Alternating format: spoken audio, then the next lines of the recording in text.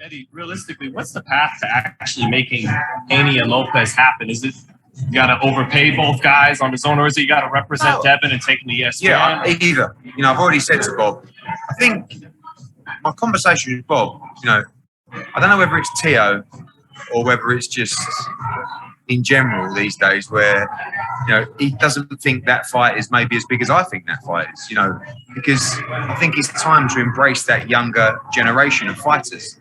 And we keep talking about how great the division is, but it's only great if we see fights like that.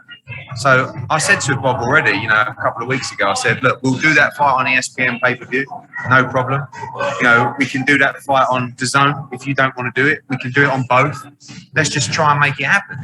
It's easy just to go, oh, no. Like, but unless you actually want to do it and you want to make it happen, there's always a way. But Teo does have to beat George Kambosos and Devin does have to beat Jojo Diaz. And I believe if we do that, then there's a great chance that fight happens because, like I said, it seems that with Gervonta Davis, they'll only fight PBC fighters. And with Ryan Garcia, who knows? There you go. Who knows with Ryan Garcia? So let's not muck around, but they've got to get through. What's that, Teo? Tank Davis is a pussy. Why don't you tell us how you really feel? That's how I feel. No. He's a fake thug. Okay, but how do you see that fight playing out, Eddie? Which one? If Teo's to fight Haney. It's a great fight.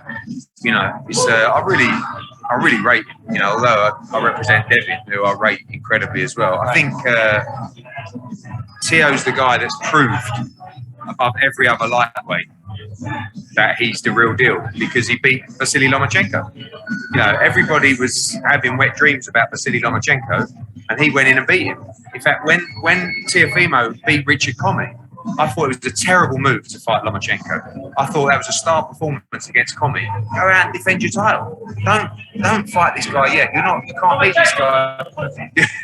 You're not ready for this guy. And he went and beat him. So all the other lightweights, they don't have the win on their resume like he has. So that's why I think Haney Diaz is a brilliant fight because although he beat Linares last time, this is a win to say, no, I'm actually right up there as well. But he stands at the top because of that win. Well, top rank. Does he give you the confidence in the young fighters? The need to promote younger fighters. Is he a proponent against Lomachenko keeping that confidence in younger fighters? Yeah, I just think in general, you know, it's about energy. It's about a younger generation. It's about fans dialing in and wanting to be a part of a journey or understanding just energy. And that's what these guys have got. Whether it's Tank, whether it's Ryan, whether it's Devin, whether it's Teo, they've got great energy. You know, you've got an older generation of fighters now. You look at guys, it seems like everybody's aged 10 years in the pandemic, right? I feel that way when I think I'm 42 now. Where did that go? And then you got like even AJ, 32, you know, like all these guys. And the same with Spence, the same with Crawford. How old's Crawford? 34? 30, you know. Porter as well. We need to start looking at these guys because these are that generation coming through. But they've got so much more about them. And I feel like they can attract a younger audience to the sport because they've got that, you know, they've got that energy, like I said. And I think that if they can fight each other, even better. And even Kambosos, that's a good fight. You know, he's not a mug. He's a big favourite, Lopez, but Kambosos is going to bring a good energy himself. How true is the zone pay-per-view? Seeing the fact that that's something that you guys do, trying to make these fights. Is the zone pay-per-view going to be making you guys fights?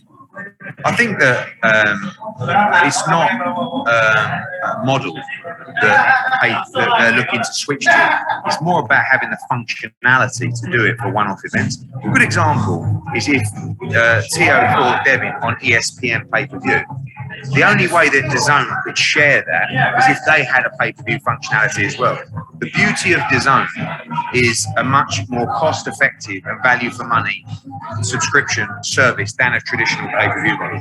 Right now in boxing, you guys are seeing one pay-per-view a month at least, right?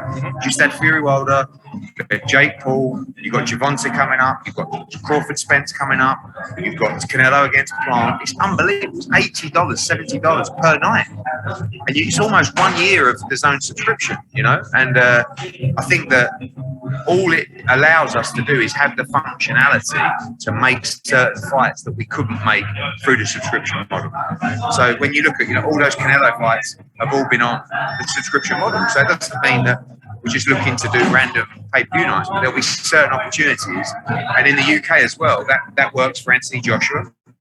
Might work for Dillian White against Tyson Fury, but they're one-off fights that just, you have to have the ability, in my opinion, to run that model in certain scenarios. It doesn't mean that's the future. What the Zone are doing is taking fights really off pay-per-view that have been pay-per-view in the past, and that's the same as in the UK as well. You said Tyson Fury and Dillian White, like that 100% official? No, we're waiting. I mean, the convention's coming up with the WBC, and I believe they're going to order that fight at the convention. He's been a mandatory for a long, long time. He deserves his shot, and I'm looking forward to seeing Dillian White get a shot at the World Heavyweight title. How tough is it? You mentioned the outrageous prices that are here in America. What do you see the price point for these? It depends. I mean, if you're sharing, this has always been the problem. You can't have a dual broadcast with ESPN and the Zone, and ESPN pay-per-view and the Zone subscription, because the price point is different. So if you're sharing a broadcast, you would have to agree on the same price point. But it's not like, they're sitting there going, right, we need 12 pay-per-views a year. And it's not even saying we need pay-per-views a year. It's just saying we need to have the technology to do it to allow us to bring certain fights to the platform, particularly those shared nights as well.